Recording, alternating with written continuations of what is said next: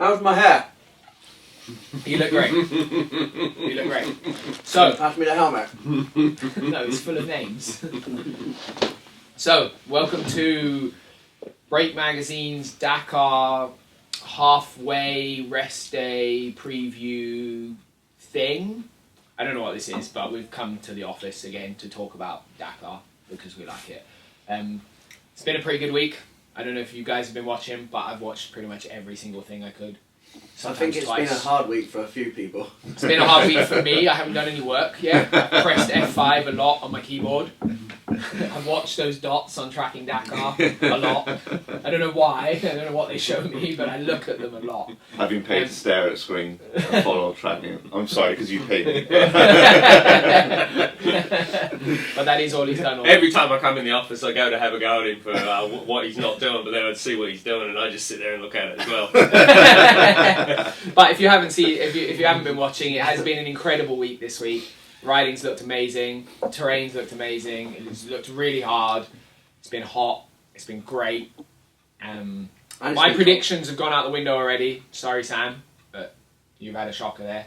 It was a bit unlucky. Commentators pretty gutted about it. Yeah, I hope he gets well soon. But it's, pretty rubbish. Apart from Sam, the top 10's looking pretty incredible. Yeah. It's pretty mind-blowing, you know, there's... It's close. It's less than half an hour between the top 10. It seems like everything's still to play for. The whole race. It seems like you can't, at this point, it seems like you can't pick a winner, I don't think. I think everybody's looked strong. Everyone's bikes look good. People aren't really making that many mistakes. It's just little bits here and there. That's why it's so close, I think. Someone's got to say something.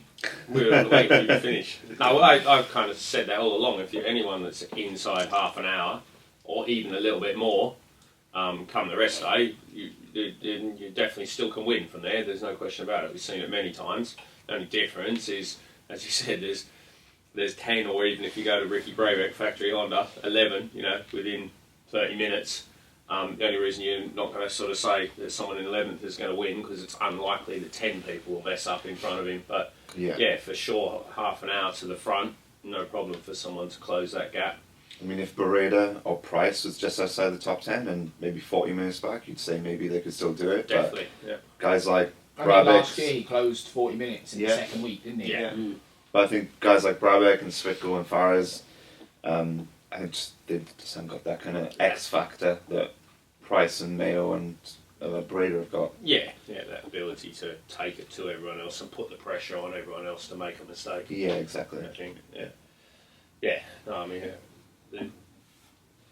there's I think there's still a massive amount to play for as well. You know, everyone's been going, oh, it's a hard rally and it's been the hardest Dakar and all that, which everyone says every year. But realistically, all the stages, the specials have been like 300-kilometre specials so far.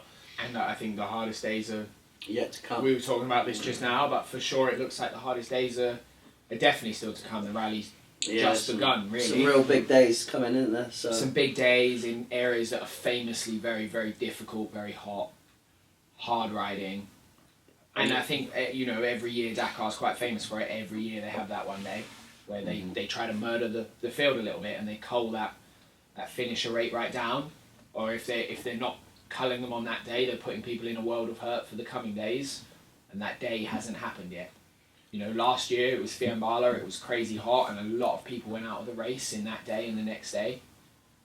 That day's still to come, that famous Fiambala sand stage, and I think there's going to be more than one of those in this week. You know, I think there's going to be more than one day to sort people out. It is a strange thing, because there's no question that riding 300k's in those soft dunes is super difficult. But for me, I always remember that as soon as you've got that, you know, 400+ kilometre day, it's a massive difference. That extra bit, you know, if you look at the guys' times, the fastest guys are running just over 3 hours.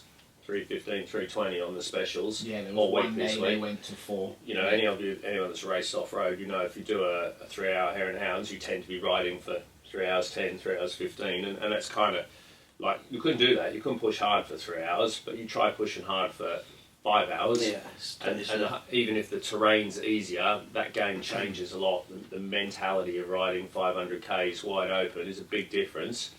And then for the guys further down the field, you know, when the front guys are running 3 hours, then someone that's running like the guys we know, Lyndon and stuff like that, they're adding an hour to that. It's still not too bad, is it? 4 hours.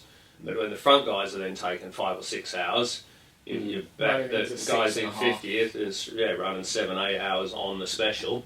Game changes dramatically, mentally as well as physically. And if you look at straight after the rest day, and also quite often straight after the rest day is a day when a lot of people mess up because they come into the rest day going, got this, I'm a Dakar rider. And we're now at altitude. Yeah. So that's one of the saving graces of the first week for everything that's been hard about it. It's been around sea level until 2 days ago. They went to 2,500, which was very nice of the organisers to do. Yeah. To go up in altitude gradually like that. That's not something they've done much. Much smarter. But we're now, yesterday was 4,500 metres pretty much all day, 4,000 metres. It's going to be high for the next few days. Yeah. And then when they come down from that altitude and they're destroyed from having no oxygen for a few days, it's going to be savagely hot. I think that's something that's made Dakar really hard in South America that people don't really understand that much. Yeah. But the altitude, like when we went in 15, it killed me. Yeah. It was murder. It dehydrates you, it makes you tired, it makes you sleepy, you use way more energy doing nothing. Walking up 3 stairs becomes difficult, so riding a motorbike uses a lot of energy, and I think we've seen that in the past years. Those stages at altitude claim numbers just because people make silly mistakes, and I think that's still going to happen in that top 10. I know they'll train differently now, but it's still going to affect people. Yeah, I mean, you look at the distances there, you got 400, and this is just specials plus all the liaisons, so you got 425 straight after the rest day, then 498. That's 2 big days at altitude straight after the rest day.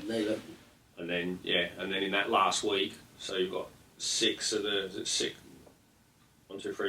6 of the 7, 8 days, 8 days left. 6 of them are close to 400 or over 400, and then the one that's shorter is only 280, but that's in Fiambala, which we know every time it's been hot in Fiambala is, like you said, that's been the day that's decimated everyone. If it's hot there, the sand is so dramatically soft. Like I've ridden there 3 times now, and the temperature makes a massive difference. So the 2013 it rained and it was cool. It was like a motocross track all day. It was fantastic. But the other 2 times I've been there, and it's been over 40, mid 40s. The sand is just like turns to powder. It's really white. You can't see to pick your lines through the dunes. It's the whitest sand I've ever seen. Really, it's like white beach sand.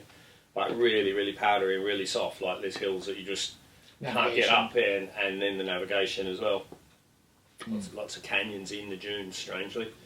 And I don't know if Coma will do it, but in that section before, a couple of times they've literally put, they've had a bike-only section through that Fiambala area, and they've put a waypoint on the top of the biggest fucking dune in the whole area. And like, you just can't get to it. It's not a case of can't find it, you can't get to it. The first time we went there, Cyril Dupre had 3 attempts to get up this dune to get this waypoint. It was carnage. There was fucking people everywhere. You have to get the bike and the body up. Yeah. You know, just park up and run up. We'll take the GPS off your bike and go there. I guess you could. Yeah. But the problem was that the piece continued the other side of this dune. So, because I know there was a few people that tried. We were all stopped talking at the start of it when we were watching bikes cartwheel back down it, and people had tried like going 5-6 k's either way to go around this mountain, and it was impossible. They could come back and go, no, we've got to go over it. Did they? Yeah, well, eventually you had to. Yeah. We've seen some great footage of this recently where they're looking for waypoints, because the waypoints seem like they've got smaller distances you have to get to. Yeah, massively, yeah. So they changed it 2 years ago where they reduced that radius in which the GPS worked by... the hard to find ones is the WPS. Yeah, I know WPS is this The 3K one. Yeah. Well, but they changed that from 3K to 800 meters on the GPS. Yeah, and then the other ones are I 200, aren't they? I only found this out the other day. Maybe 400. But one of the other big changes was the system that they used to have with the GPS, where it would reset your trip distance. They took that out last year as well. Wow. So your trip distance only resets back to proper at the checkpoint. So there's like 2 checkpoints a day in a long stage. Yeah. Oh, wow.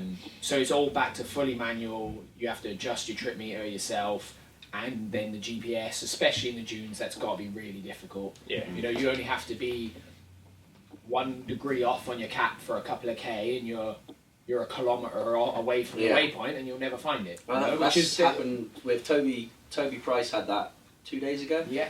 And you could see by the results he was well down. So there's been a lot of navigation, challenging navigation, isn't there? This time? Well, it happened to Bereda as well, didn't it? He was perfect all day until he made one small mistake, and that one mistake cost him 30 minutes. Mm-hmm. And I know you can put ifs and buts on it, but he would be 10 minutes clear. Yeah. By now, maybe he wouldn't have won that stage by 10 minutes, but he would So, definitely be challenging. Challenging but- days ahead. And I think the big challenge for the guys at the front now is that there's still 8 of them in it, or 10 of them in it. You know, that's pretty rare that's happened. By this point, it's kind of starting to become clear who the favourites are to win by the rest day. Yeah.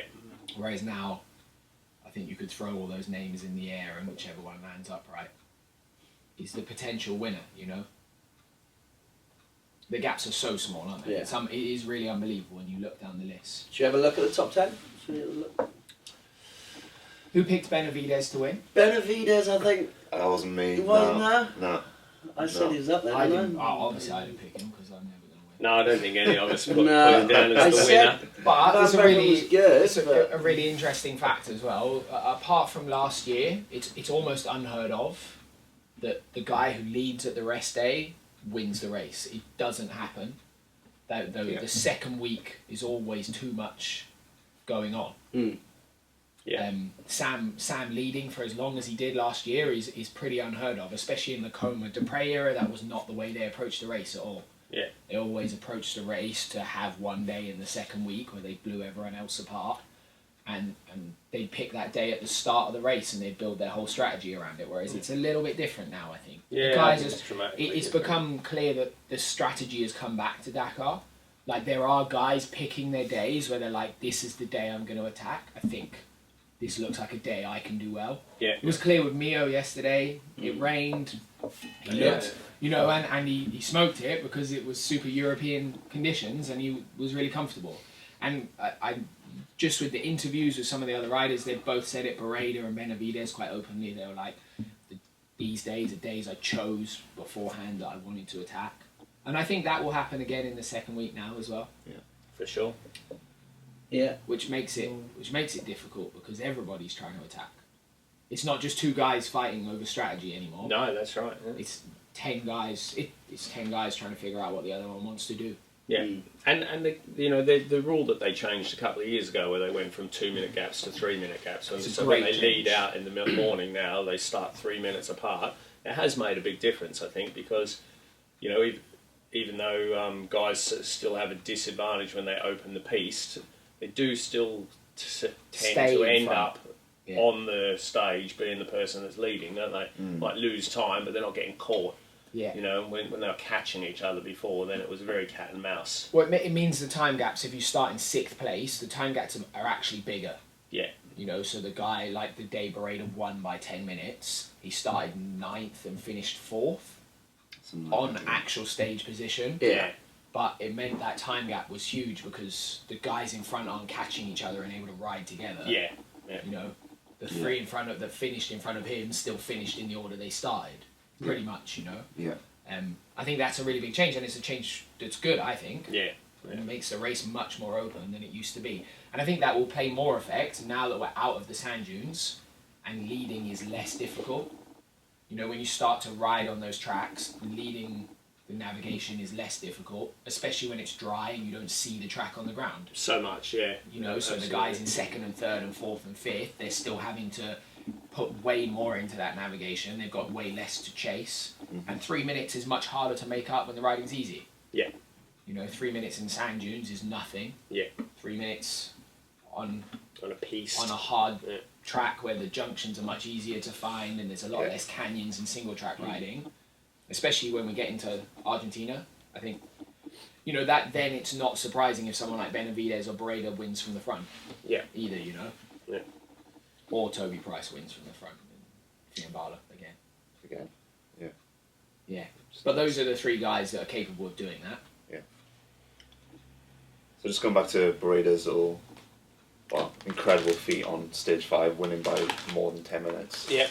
I told you two about this the other night, but did a little dig in, Neil, on the kind of history. Like since 2009, only 3 other guys have won a stage by more than 10 minutes. Yeah. Can you name those 3 guys? Play along at home. This is free. There's no prize, but Per Hansel? no. Oh, I'm done In the already. modern era. Oh, in the modern era. Modern era. Since South America. Since the race has gone to South America, 3 other guys as well as Beretta have won stages by more than 10 minutes. Price? Yeah. And then 2 more. Last year. No, not last year. Year before. You're thinking too hard. The biggest names since they've gone to South America. All of them. It was Beretta, Price, Coma, and Dupre. Okay. Yeah. So then there's another little fun fact for those 4 guys. Can you have a guess of what that little fun fact is? There's something special about those 4 guys. Were they all on the same bike? No. Brader's only ever Honda. ridden a Husky A Husky and a Honda, is it? and a Honda. And a Husky and a Honda. Go on. Enlighten me. But they're the only 4 guys since the race has gone to South America to win a stage and then lead out the next day and win that stage as well. Which is pretty cool. It is cool. And, coming back to Beretta, is he the new Geordie Archerons? Geordie Archerons, quite famously, he's 3rd on the all-time stages win list behind Stefan Pethansel and Cyril Dupre on the bike side. So he's got 27 stage wins or something in Dakar history. He never won the race. It was just in that era where he ended up 2nd behind Pethansel and Orioli. Yeah. 2 of the best riders in the world at the time. Yep. Multiple world enduro champions. Dude was super unlucky, 2nd by tiny gaps. Maybe one of the closest ever. There 30 was one, seconds or something. About Yeah. a minute one year, wasn't Yeah. it? Yeah. Wow. When it went Paris, Dakar, back to Paris, and it was What? around about a minute, and he got beaten by it at the It end. was tiny, yeah. Tiny, yeah. How many weeks was that? I don't even Yeah, remember. a long It's one. retarded. So Beretta is currently 4th place, but a 5th person Yeah. on the all-time wins list. He's now got 20 stage wins, Wow. which is phenomenal when you Yeah, look at yeah. the list of guys that he's in there with. It is Yeah. unbelievable that he's won that many stages. Never. Not one Or minute. at what point is he going to win it, or is it ever going to happen? I mean, you picked him as your winner, I did. and Yeah. I think you know he's looking really good this year. But Yeah. what he's been phenomenally good at is fucking up in really impressive ways. Like how many people do you know managed to just snap their handlebars, and he still finished like 6th on that stage with Yeah. broken handlebar? Is amazing. Yeah. He lost 5 minutes to Coma. Yeah, That's but he lost the race. Really, he lost the race with a stupid crash, and he broke his. And the next year, his team had a fueling incident. You know, and there's, Yeah. every year there's just one thing where you go, if Beretta hadn't done that, It he wasn't- would now have 5 Dakar wins. I'm but going to give you some credit there because it wasn't the handlebar that he recovered that situation. No, it was the impressively. salt It was lake the next salt lake day. that messed him up. Yeah. it was. But the handlebar incident is a good example of Beretta making his own life hard. And last year, Yeah. it probably wasn't his fault, but he's done enough Dakars Yeah. that he should know what the rule book is. And Unbelievable. he should be telling his... Do you know, without bagging the guy out, if you can win 20 stages in Dakar, I think you should be able to win Dakar. I No, don't- yeah. I mean, what happened with them last year, that was totally unbelievable for that team. Really, the biggest team with the most staff. So what happened last year? They refueled illegally, effectively. in a neutralisation zone, Yeah. but it's effectively, a neutralisation zone is effectively still special stage rules, Yeah. but it's just to get you across a border or across a major road. Yeah. There's been a couple this year, and it's normally where they can't get from one piece of desert to another without crossing a piece of highway. Mm-hmm. So they have a short neutralisation zone, maybe it's 20 or 30 kilometres, but the rules are the same as in the special stage. So you can't change tyres, you can't Have refuel your outside bike, you can't assistance. have any form of outside assistance. And there's always a little bit of a grey area for the guys who aren't winning. For normal people, you know, if you have a problem and a local comes and give you some oil or a battery, that's technically outside assistance, but nobody cares. But in that instance where they're trying to win the you know, race, there's in a a factory team. especially at the factory end, they're really, really looking for small advantages everywhere. And one of the things they do is they measure their fuel a lot. So they know how long the stage is, and they measure their fuel, and they put it in different tanks according to the different terrain. So quite often on sandy stages, they'll empty the front tanks first. On non-sandy stages, they'll empty the back tank first, so the bike's a little bit safer. And if you're fueling in a neutralization zone, you're giving yourself a massive advantage, really, because you can run massively less fuel than you need to. And whichever way they want to cut the cloth, they broke the rules, and it was a silly mistake for so many guys with so many Dakars under their belt to make. Yeah. But back to the original point is, when's he going to stop doing that? Because a little bit, he has already, without being... Hopefully this year. But without being mean, he has already had that little mistake. Like, it was only a small mistake, but he blew half an hour out. If that's on a his day, biggest mistake, then... But the way the rally is this year, with everyone being so close, that could still cost him. You know, and it is only a small mistake. So how far is he off now? He's 10 minutes. 10 minutes. So in 4th place, 10 minutes. Yeah, and that is a small gap. And we know he can pull 10 minutes. He can pull 10 minutes in a day. Yeah. But what you don't know with Bereda is when he leads out, he's either going to win the next day or he's going to lose an hour because he'll, I don't know, need to stop for a fart or something. Look, I haven't picked him, and I'm still going with my pick. I'm still going with my wild card of Antoine Meo. He showed you a little bit of glory yesterday. He did show me a little bit of glory yesterday. But, you know, having said that, Si, he's your man, Bereda, and I would actually love to see him win. I would. For all of those reasons that, you know, he's so fast, he's so talented. Yeah.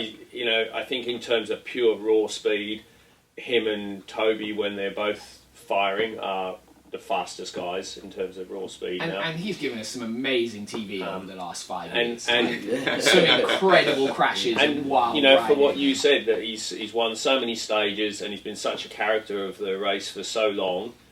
You know, just be great to see him win. It'd be great to see Honda win it as well. You know, they've come to the sport when the sport actually, you know, from my point of view, the rally was struggling. There was only KTM, so riders had no choice but to go to KTM. And Honda's come in and they've changed that, really. They've brought with them the Yamahas, the Shercos. Totally, and they've turned it from a 6 pro rider sport into a 20 25 guys pro that got rides, totally. You know. So, it'd be great to see him get that, really. It'd be great to see him get that win. So what's your new top 3 then? Other than Mayo, you still... I can't even remember who else I said, because I think my point was at the start was that there was 10, 12 guys that are all capable of that podium, and I think it's still a bit like that. The Yamaha guys have super surprised me and amazed me, Van Beveren and De Sauterre. I think we need to talk about De Sauterre for a minute. I'm going to talk about both of them. So both the Yamaha guys, like I said, super surprised me. They've done fantastically. The bike's obviously transformed. Yeah. You know, there was no way they could run that pace in the last few years. I think that might change a little bit when we get into the harder ground terrain and you need that stability. And that's why at the moment I'm not going for either of those two guys to stay where they are now, because I think both of them, you know, their specialty, Van Beveren, you know, they're beach race guys. They're super good in the sand. I think we've seen the best of them now. Again, I hope I'm wrong. I don't think so with Van Beveren. I think Van Beveren he's a super good rider, better every year as well. Yeah. But De Sauterre dude needs to I love his riding style. It's great to watch. He needs to figure out how to dial it down 5%. It's like riding with Chris Norfolk. It's unbelievable. If you haven't seen it, there's a really it's already become a famous photo of him going off a dune next to Van Beveren, looking like he's on the edge of death, with Van Beveren kind of wide-eyed looking at him. And it looked bad until you saw the video, and then it looked horrendous. I mean, they've got a long time to push. A goose. and every bit of footage of him looks incredible, and it looks like he's trying so hard to go the same speed. Like his body language is unbelievable. Who rides like that for 10 hours? That's the impressive bit. He rides like that and he's still on the bike. At the moment, like I said, last year he finished 78th. So and yesterday he had a little swim. Yeah, again, like he was so committed into that puddle, and he had a little wash in there. A little watch. And Disappeared. I love it because it is brilliant to watch, but it does make me nervous because at some point, someone with that commitment, they're just going to be committed in the wrong place, aren't they? And anybody that jumps off the top of a nice big dune and then wonders why they careen down the other side. So wild. Of course, the other guy that none of us have been talking about at the moment is the main KTM factory guy that's left, Volkner. Because, in all honesty, I really think Volkner is the strongest and most consistent at the moment. Yeah. Because he hasn't, he has the speed to win a stage. Yeah. There's no question he's won a few stages already. Quite achiever, but what he's done in previous years is he's lacked that. He's been a motocross rider. He's been a bit like Bereda, and he's gone really hard at the wrong points in time when he's been close to the front. He did it 2 years ago. He broke his femur. Yeah. And he broke his femur doing something he quite obviously says was dumb himself. He was riding too hard in the dust into the sun. And he missed a corner and landed in a ditch. Yeah. And I think what you're seeing now is a Volkner that's figured out how to ride at a pace where he's not really ever losing any time. He's not gaining any time. He's waiting for that right moment. And he's doing it all within his ability. Whereas Desaultre, like, you can watch him ride and you go, he's not within himself. He's being himself. Like, he is at 100%. I think Van Beveren's been riding within himself. Yeah. And I think a lot of those top guys are playing that game where they're pushing really hard and trying to find that line. And he's doing a really good job of that. Like, he's only... What is he? Yeah. He's third overall at the moment. 3 minutes. 3 minutes back. And he hasn't done anything glorious or spectacularly dumb in any direction. Yeah. The same with Benavides. They're both riding really smart races. Yeah. And I, in all honesty, I think Volkner's got more chance of winning than Price just because of his fitness. Because Price is...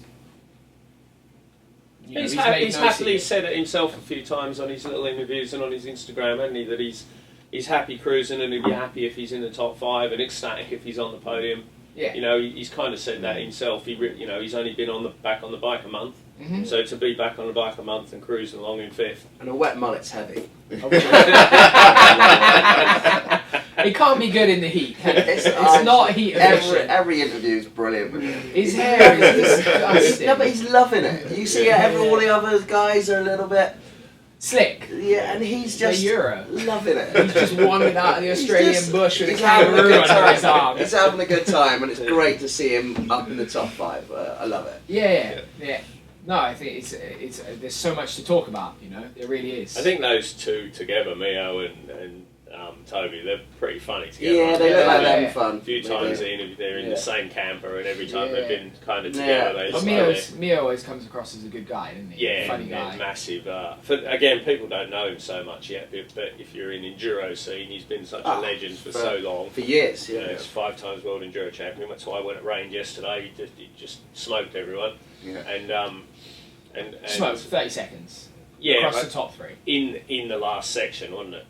It was where he just suddenly took off, and if you've ever seen any French enduro rounds or the world round in France or the Treff, the fan following he has in France is unbelievable. And it's because not only is he a great rider, but he's got that great character. Turned up at the Treff the other year and rode a 1.252 stroke and just pulled wheelies down every straight, and the fans went mad for him. And he was still winning on that. So. He's quite a character of the sport as well. And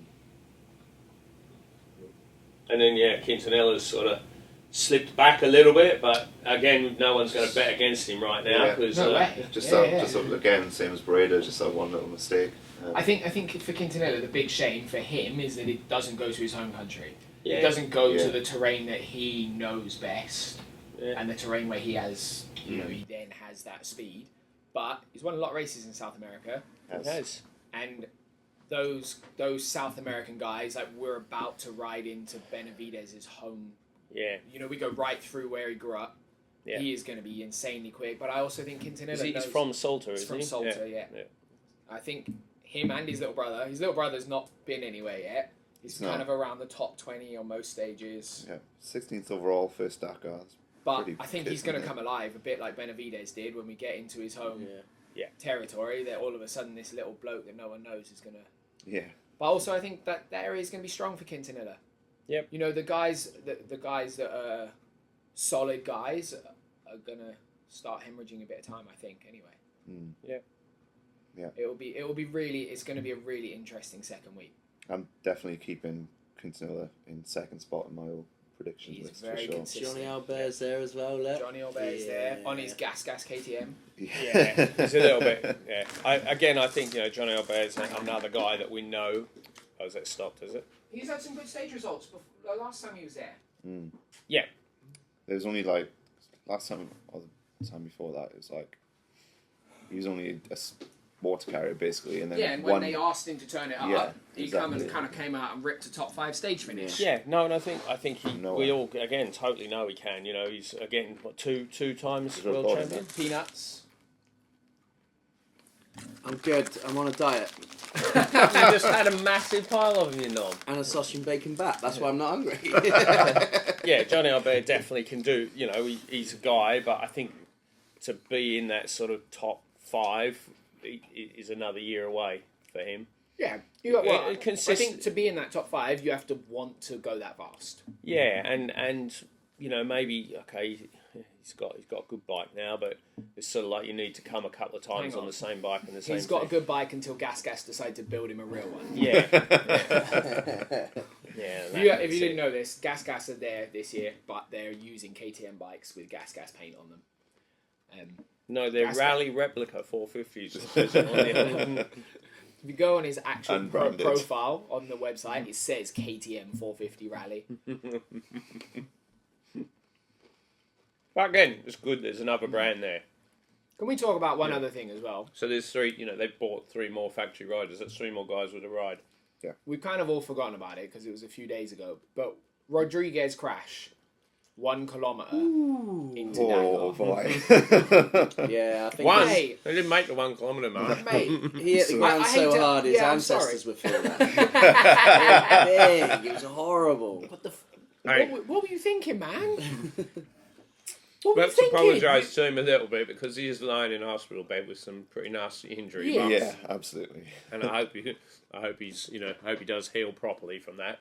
It's going to take time, but I hope he heals properly because he's a great rider. Yeah. He's a great rider. If you But didn't, at that moment, he wasn't. nah. And if you didn't see it, he just kind of went over doing way too quick and flat landed. Was it about 40 It was, foot it was drop? almost into the face. It was almost a face up the other side. Yeah. Wasn't it? Yeah. It was horrible.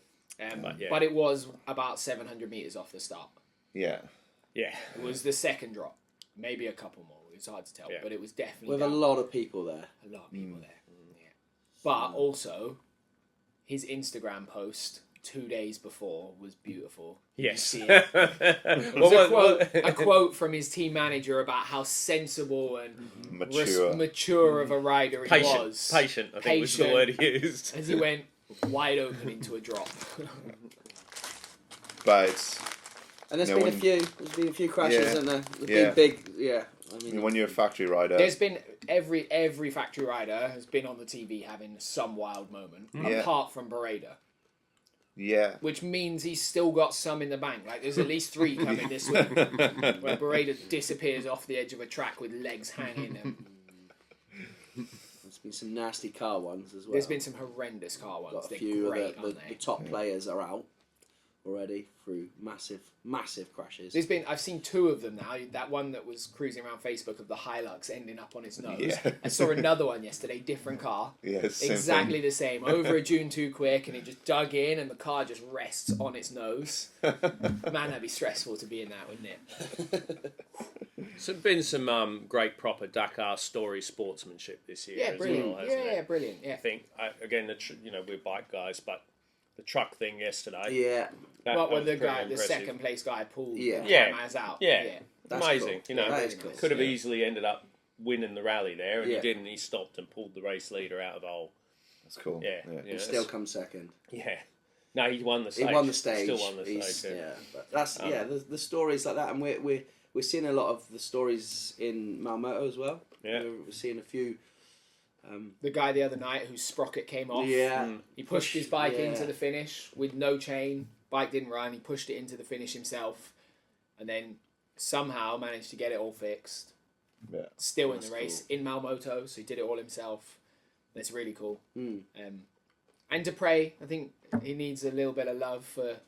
Yeah. He took the wheel off the back of his car, and he managed to sit in the desert until he could get it fixed with his support truck. Many hours later, and then he finished the stage and convinced his team to work on his car all night, and then started the next day with 2 hours sleep. Yeah, brilliant. You know, that's awesome. It's quite rare that you see that in the car side where they have that commitment to just finishing, you know, and still being there. Especially as a factory guy, you know. Yeah. A lot of the time, the factory guys, if they can't win, they Yeah. get in the plane and go home, don't they? But Yeah, you know, definitely. shows he's a true passionate guy, really. What the rallies should be all about. Yeah. So what Brits have we got left in at the moment then? Lyndon and Harry. Lyndon. No, Max. not Max. Max. Yeah. So Lyndon Poskett, if you're not following his YouTube channel, you have to Fantastic. find Lyndon Poskett's YouTube channel. We'll put the link in the description of this video again. It's awesome. Yeah. Every single day, a 10-minute vlog. They're only allowed to do 10 minutes because ASO's restrictions on the rights. Yeah. Is Okay. that true? Yeah. Because Wow. to the way ASO works up until now, to have done that filming would have cost. It's really expensive to pay the media rights to be allowed to film and serve it externally. Typically, Wow, okay. I think Lyndon's managed to get a really good deal there somehow. Yeah, he's done it. Whatever he's done, but there's a limit on how much he's. But every day, a 10-minute vlog. It's really good. A lot of it's in the bivouac, but he's got some really good GoPro footage in there, and they're putting it out every single day. For me, it's been awesome. It's so nice to have that insight, to see all those little bits and what someone in that class has to go through. You know, the TV covers it once a year or something. They'll go and wander around, but you never really get that feel for it and the kind of emotional side that person's going through. And I think his YouTube channel's done an incredible job with that. I think he's done a great job, like you say, with the whole thing. I mean, the TV's great, but as we know, that even the fact that he's managed to get a deal, like everyone always complains every year out there in the internet world that there's not enough coverage. Don't understand how difficult it is to get that coverage out of there. One, because ASO doesn't let you, and somehow he's managed to get a deal With the with them. satellite uplink as Yeah. well, where they're letting them use that internet uplink. Yeah, and Which is awesome. That's you know, again, typically that kind of data coverage is cost publications $100,000 to buy that much data. Yeah. You know, it's So I think So how's Max doing? Is he in top 50? he's 50th 50th. overall. Oh, that's I so believe. good. Yeah. You know, he's been Awesome. cruising around that spot Yeah. the whole Yeah. time. Super good results. really good. You Have know, to get behind them on guys. paper 50 doesn't sound good, but you No, only it's- have to go to that race to know that the depth is insane. Mm-hmm. You know, the top 70 or 80 guys there are all super good off-road riders. You took them to a national enduro, they'd all be expert class riders or championship class riders. And you know, you hang around with them and they're all, everybody that's there, if they're not young, I remember is that- an ex-world championship or ex-6 days gold medal winner, or, you know, that one. I remember that story you were saying from the Yeah. refuel. Yeah, I pulled into a refuel on one of the days, and there was 10 guys there, and they're all 55, 60, and you just like stood around talking to them. I'm like, holy shit, dude! Like every one of these guys has finished the 6 days with a gold medal, or won a national championship, or used to race world championships, and I was like this mug kid that didn't really know how to ride that well with these like superstars going. These guys are all so old and they're still so fast. It's really annoying. We've got one of those here. It was a slow one in there. Honestly, it was so annoying. Yeah, No, like no. your friend Jacques, he was like, Jacques. you speak to him and he's like, oh yeah, I don't ride that much anymore. But then you dig a bit deeper and he's like, oh yeah, I raced world championships for 10 years. You go, oh, that's why I'm struggling to lose you. And then, it's just full of that. The whole race, all the way down, is just full of guys with the... I thought it was just because he was sponsored by Fox's Biscuits. Yeah.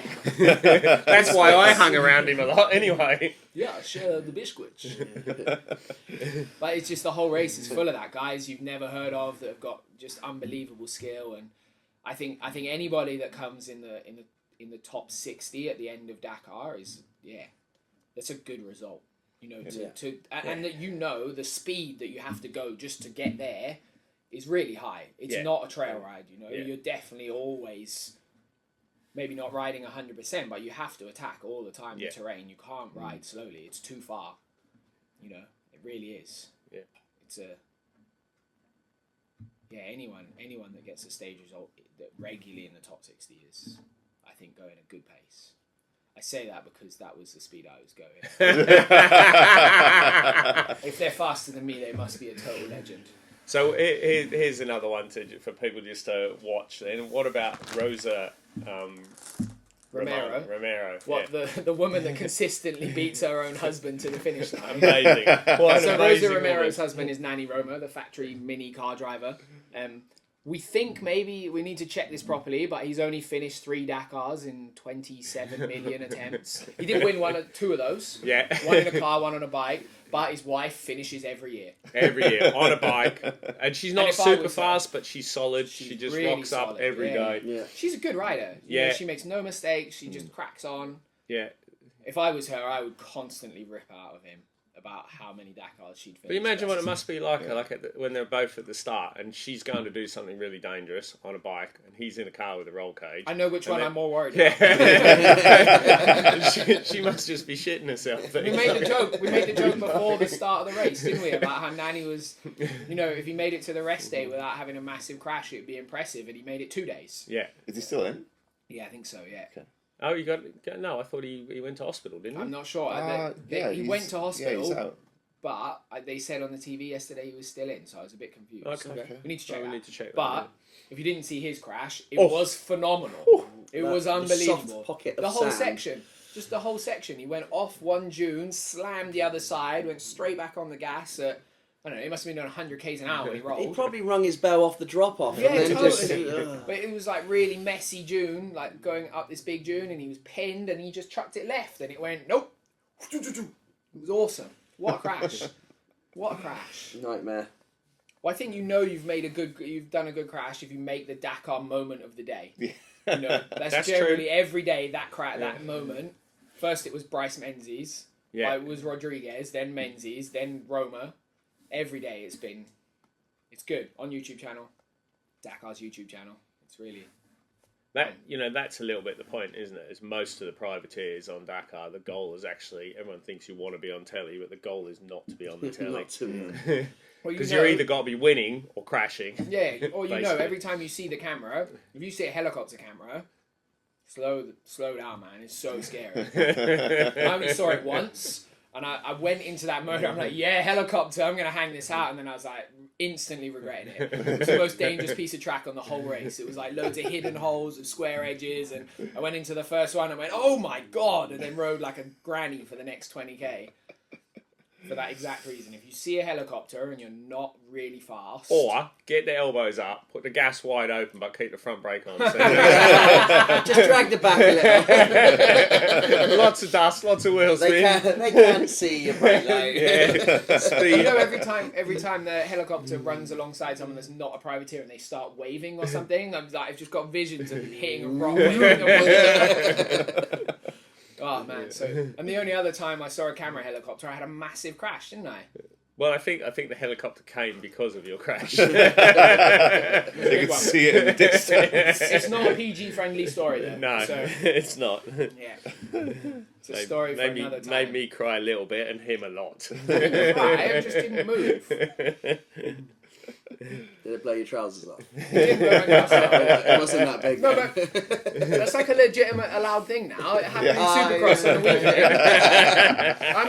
I'm saying Tomac copied me, man. We Just saying digress. that. Again, if you didn't see it, we watch a lot of Supercross. We're big fans of it. And one of the pro riders in Supercross had a little crash and he blew his trousers apart. I also did the same thing once. Or was it the Dutch guy that found it? Yeah. We I still was don't found by a know. Dutch guy wheezing with no trousers on. But that was another story. So. That one was PG friendly. That was. Yeah. Strangely. I woke up with no trousers on and my bike was the other side of the track. What happened? That's the quick version. Yeah. So what else is there to say? Not much. They've got a long way. I tell you what we're going to do.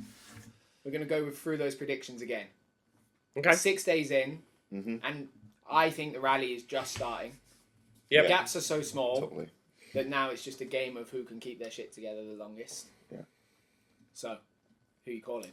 I started with Beretta, Quintanilla, and Kaimi.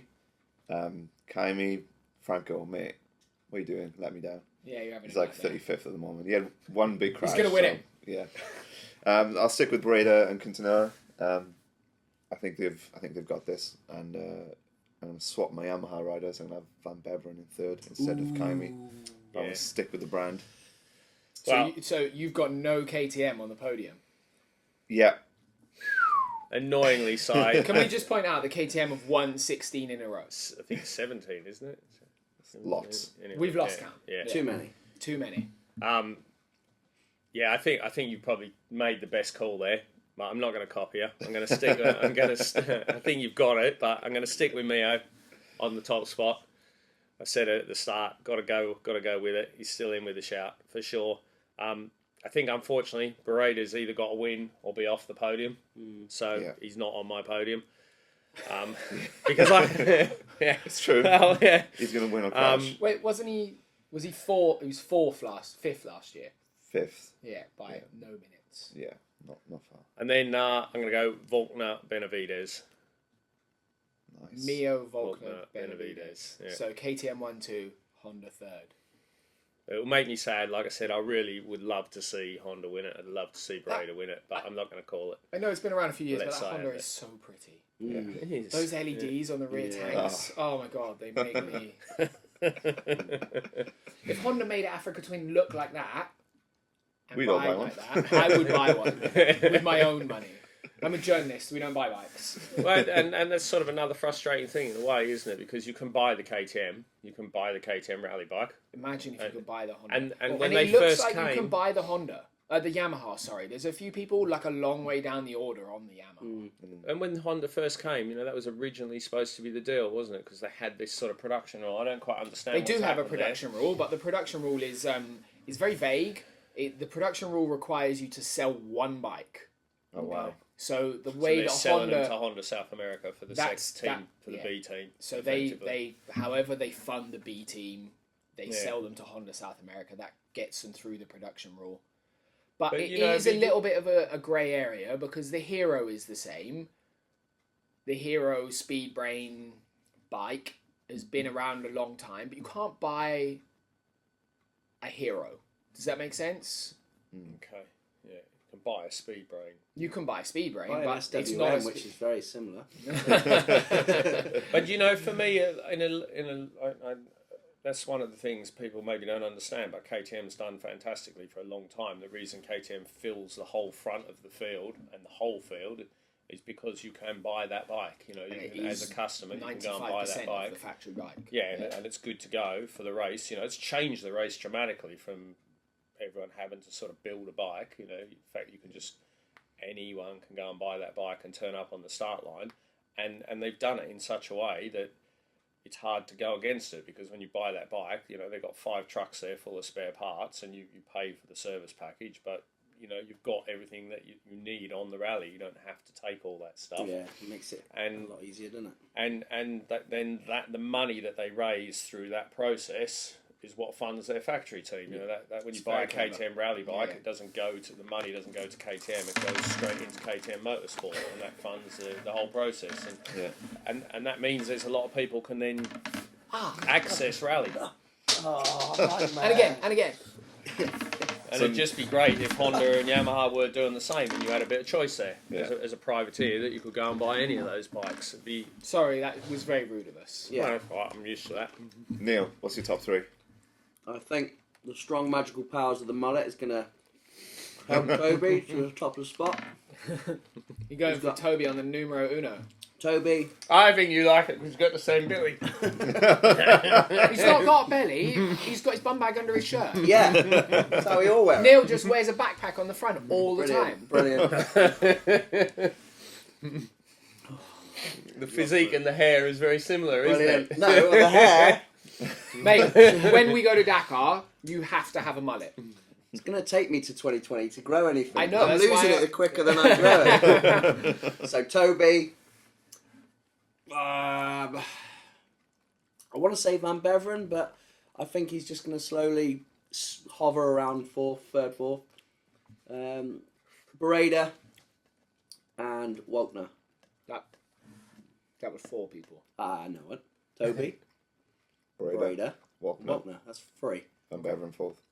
I think I wanted to say him, but I think he's just gonna. And you hover. I said Mio, Volkner, Benavides. I was Bereda, Quintanilla, Van Beveren. So different. A lot of people loving the Yamaha there. Me. Fares, Svitko, Brabeck. But I think, you know, Those guys are 9, 10 and 11 and they're the only ones that are going to survive. No, that's not true. No, I think I'm going to go with that. The rest day guy never wins theory. Benavides and Van Beveren, they won't win it. I'm going Bereda, Toby, Volkner. I Top tell you, three. I tell you You another. just copied me in the different order. Yeah, but the different order's important. The I different order's think important. there's two things left there, really. One is, like we said right from the start, it's still true this year, is we've all, none of us know. You know, other years you've been I look sat at here that going, list and I've got no it's idea. out of one or two, Yeah. but there's definitely 10. And also, Still. maybe we should look it up, what's been the closest finish ever. And we might be down for literally a last day result on this for a long time. Or it turns into what happened with Toby the other year and he wins by an hour. Like, he has a good day and everybody else fucks up. Or do you know that situation where the gap is suddenly really big for no reason, like a really unfortunate reason? No, I reckon it can go down to the last day, really. Well, let's say the second last day, because the last day's a little bit paradey. Yeah, a little bit like it is Tour de France style where... Well, it's still 120k on the last. No, but like there's a bit of an it'd be unwritten rule as well. Yeah. There's a bit of an unwritten rule that the last day is... The Well- last day is a parade. Yeah, Well, Fares and Van Beveren last year. but Yeah. it wasn't for the win.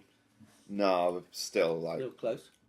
I think they'll think they'll have that word between the guys that are fighting for the win, whether they're going to fight for it or whether they're going to. But I would expect that unwritten rule stays in place. Okay. It's been real typical the last 30 years Even- since that one where Even from the organisation, there's been a couple of times in there where the last stage has been annulled and stuff like that. Oh really? Yeah. Okay.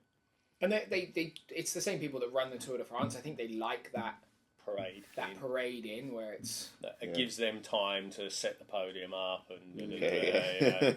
and make sure the media's all Yeah, got but- the right story. And Yeah. you know, you imagine if it changed on the last I minute. mean, They've from a set the whole TV point of podium. view, it would be amazing if the last day, that last 100Ks turned... But also, that could be really dangerous. The last 100Ks is always in farm tracks in Argentina. Yeah. You know, you've seen it a few times in the first stage where... It's a loop around Cordova, isn't it? But in that first stage where it's in the same area, going the other way, where people have massive crashes because they're super excited. That one... was it 2 years ago where Baturi missed the corner and ended up in a A few of field? them. There's a 90 left, and everyone just plowed straight nobody on. paying... And if that turns into a race, Yeah. like a genuine race, that could be... Carnage. Yeah. And dust. And they reverse sun. the start order on the last day sometimes, don't they? Yeah. So again, so that the winners, At the last. car and the winner of the bikes are right together. Also, when they did two other things they did this year, reversing the order on the first day, that was really cool. Mm. I thought it didn't punish people for having a high start number. Yeah. But also, it meant a lot of guys down the order are on the TV and they look like they're in a world of hurt. In the first 30Ks, they It's look true. like they're in a world of hurt. Bless that guy that fell off in a straight line. He is now Dakar famous for all the wrong reasons.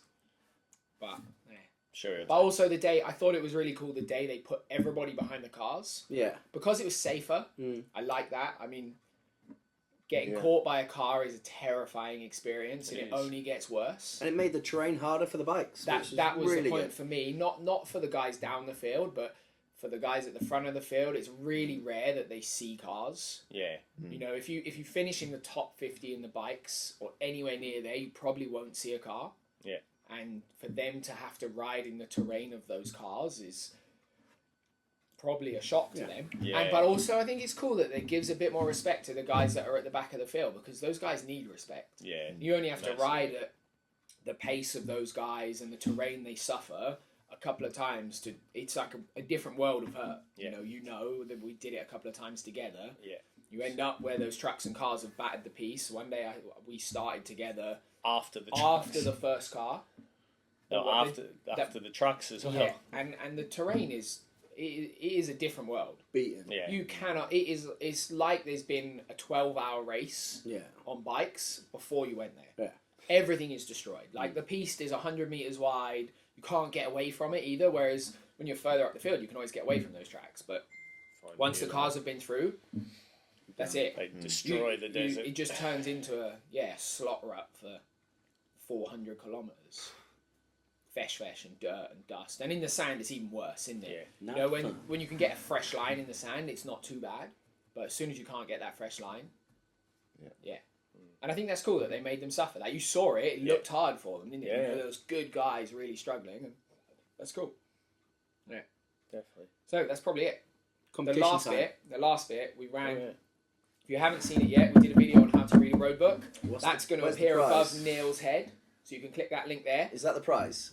That is the same as the prize. I'm not sending them my one off my wall. I like that one. Take it down. You can take it down. So we ran a prize to win your own genuine road book. What's it held on by? Just Velcro. Oof. It's a poster from when myself and Simon went to Dakar in 2015. It's pretty cool. Why have you not signed it? Why is I'm not famous enough to sign these things. I've not done enough Dakars. But there's 2 pieces of road book mounted on it. Comes in a frame. It comes in a frame. Uh, I'm just looking at your roadbook notes here. I love the fact that everybody else goes out their way to make their roadbook clearer, and you've made yours more murky. So what doctor wrote that? I can't even read that. Dr. Lel. P.S. Tricky. What's P.S.? Yesterday. So, No, tricky. MBX Summit. let's not judge my road book writing because I was probably really tired. What day was it? Day 6. Day yeah. one. On day 2, I had to do your road book for you. So be I quiet. don't know what you're talking about. I never bothered doing mine. I think it's all overrated, this highlighter shit. I just read like the fucking colouring it thing. in, to be honest. How That's many the bit I Dakars have enjoy. you done now? 10. 10. Oh, Yeah. don't you just remember it all? Yeah. That's the why I point. didn't colour it That's in. why he's done 10, is he doesn't remember anything. So, I printed out every person that entered this competition by liking and sharing the post on Facebook. It took me a while. It was arduous. I hope you appreciate this. I filled my helmet full of your names. There's still, but you'll all be in his helmet for a while. He never cleans that thing. It's Phrasing. disgusting. Carry on. Come on. We're going to make Neil Hawker pick it out. Close your eyes. Shuffle your hand around. Don't pick someone we know. Okay. I know a lot of people. Have I got one? Yeah. Yeah. Oh, it's off YouTube. I ride motorbikes. I don't read or write. That's there. I'll read it.